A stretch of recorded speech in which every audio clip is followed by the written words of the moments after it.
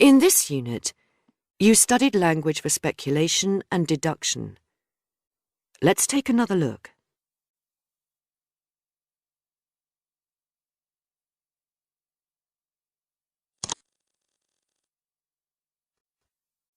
Mike has ordered an expensive television and is anxious because the delivery is late.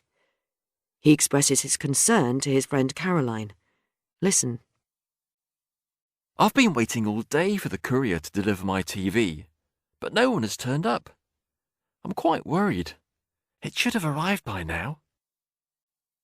Well, they must have given you a tracking number for the parcel. It's an expensive item. Yes, I tracked the parcel, and apparently it was due for delivery yesterday. Maybe they can't find my flat.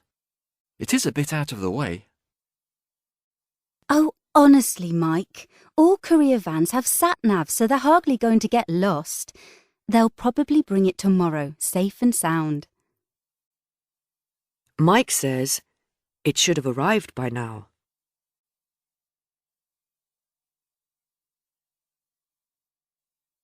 He uses should have plus past participle to speculate about something that he expected to happen in the past.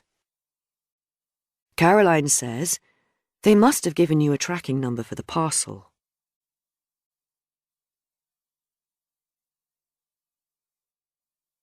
She uses must have plus past participle to make a deduction about the past.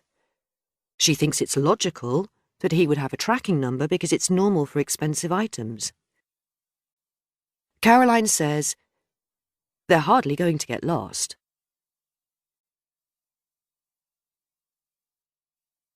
She uses going to because she's confident of her prediction. She uses the adverb hardly to modify the degree of certainty she feels.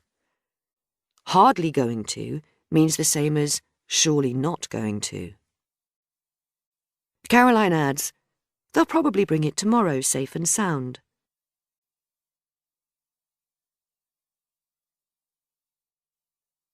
She uses will to speculate about the future. She uses the adverb probably to modify the degree of certainty.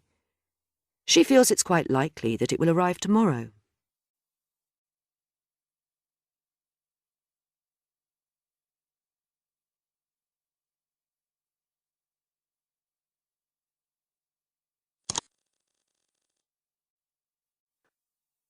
When we speculate or make deductions, we often use expressions that reflect how certain we feel.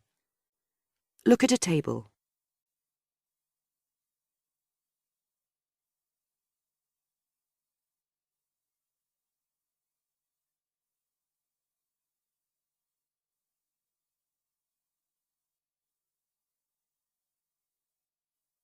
We use will and going to plus an infinitive when we speculate with certainty about the future. An adverb can be used to modify the degree of probability.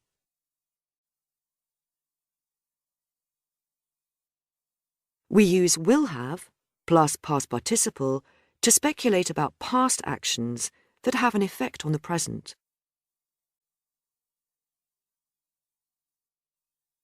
We use must and have got to plus infinitive when we make deductions that are logically true and based on evidence.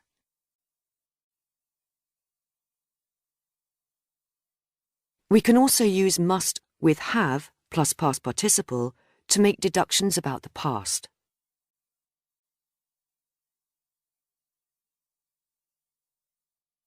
We use should to say that something is likely or probable, either because we expect it or because it's normal.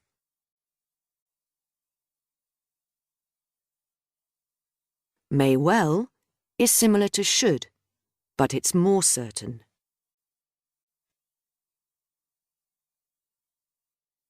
We can use both expressions to talk about probability in the past, present, and future. When you are ready, go to the activity.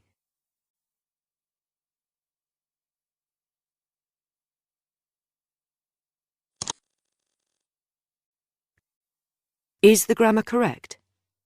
Choose yes or no. That's correct. We say, John isn't here. His car must have broken down again.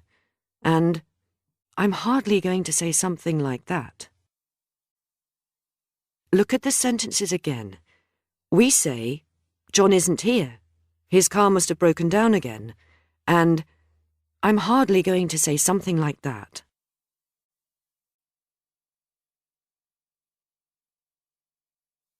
Look at the sentences again.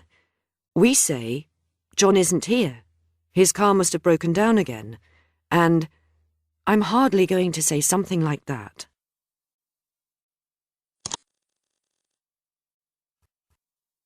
Mike's TV has now arrived, and he and Caroline discuss where to put it. Listen to their conversation.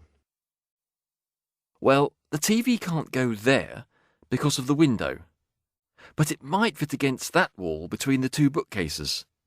What do you think? I don't think it's wide enough. But you know, it's a huge flat-screen TV, the kind that you can usually hang up. It's bound to come with a wall mount. Good point. So, if I took that poster down and moved the big pot plant, I bet it would fit up there. Perfect. But who's going to lift it? Mike says, the TV can't go there because of the window.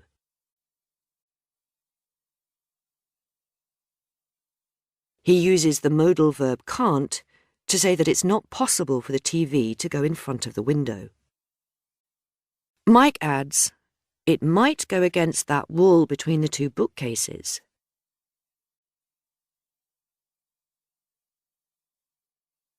He uses the modal verb might to say there's a possibility the TV will fit against another wall. Caroline says, it's bound to come with a wall mount.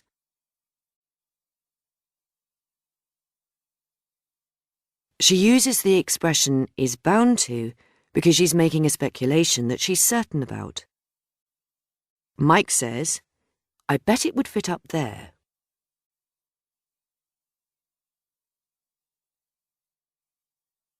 He uses the expression I bet because he thinks there's a strong possibility it will fit.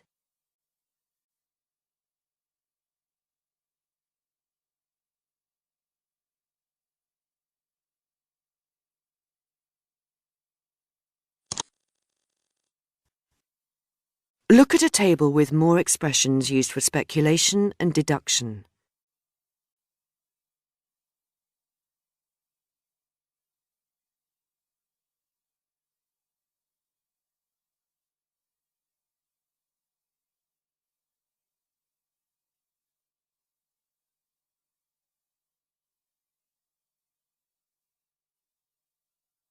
We use could, might not, may not, and can to say something is possible or unlikely in the past, present, and future.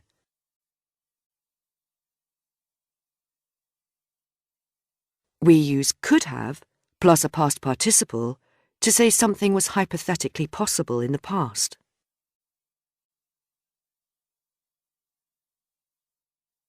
We use couldn't to express impossibility in the past, and can't for the present and future.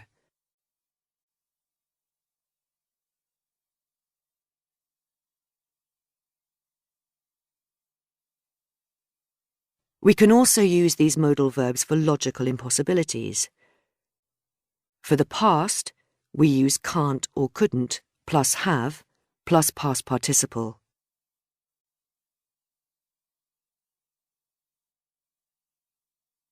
For the present and future, we use can't be plus ing verb or going to.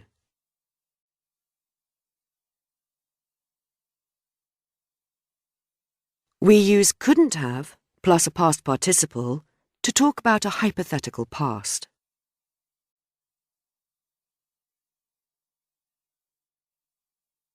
In this case, the speaker only managed to do something because another person helped.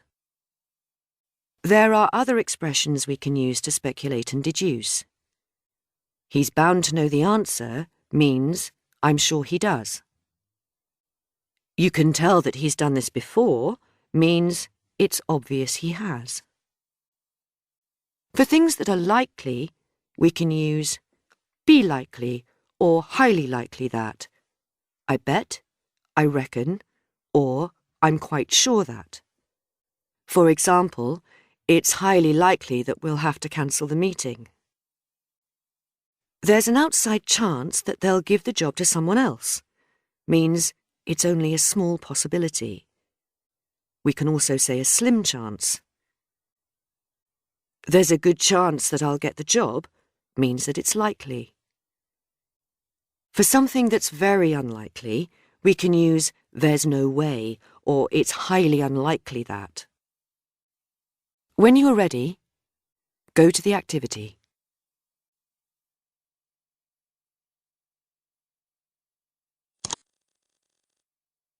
Is the grammar correct? Choose yes or no.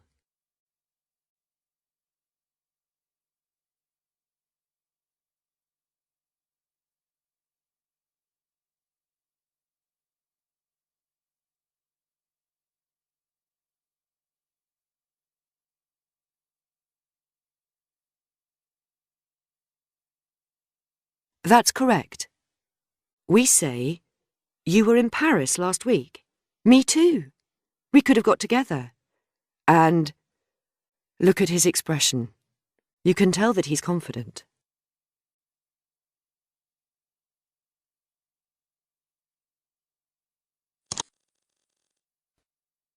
That's it.